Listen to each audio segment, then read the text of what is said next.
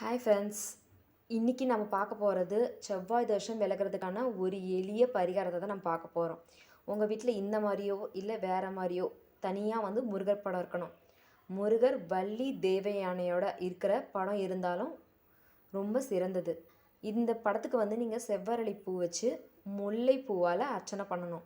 அப்படி கிடைக்கல அப்படின்றவங்க உங்களுக்கு என்ன பூ கிடைக்குதோ அதை வச்சு நீங்கள் பூஜை பண்ணுங்கள். ஆனால் செவ்வரளி பூ முடிஞ்ச வரைக்கும் ஒன்றாவது கிடைக்கிற மாதிரி பார்த்துக்கோங்க அந்த படத்துக்கு வைக்கிறதுக்கு.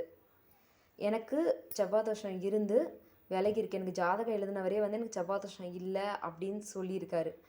அதே மாதிரி நாங்கள் 4-5 பேருக்கு சொல்லி அவங்களும் அதே மாதிரி எனக்கு சொல்லியிருக்காங்க. எனக்கு அதே மாதிரி ரிசல்ட் வந்திருக்கு. அதனால தான் நான் உங்களுக்கு இந்த பதிவை போடுறேன். நீங்கள் ட்ரை பண்ணுங்கள். உங்களுக்கு தெரிஞ்ச மற்றவங்களுக்கும் நீங்கள் சொல்லுங்கள். வாங்க அந்த மந்திரத்தை காட்டுறேன்.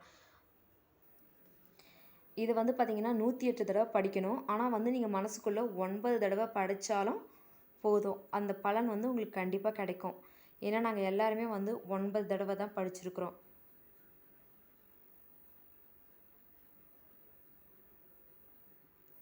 நல்லா தெரியுதுங்களா?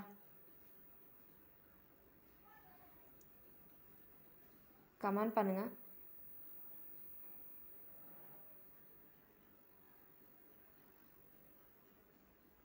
எனக்கு இந்த பரிகாரத்தை சொன்னவங்க ஒரு அரவாணி. அவங்க படப்பையில் ஒரு கோயில் வச்சுருந்தாங்க. அவங்க எனக்கு சொன்னாங்க. ஆனால் நான் நம்பலை. நாங்கள் செஞ்சோம். எங்களுக்கு பலன் கிடைச்சிது. அதனால் நான் இது உங்களுக்கும் ஷேர் பண்ணுறேன்.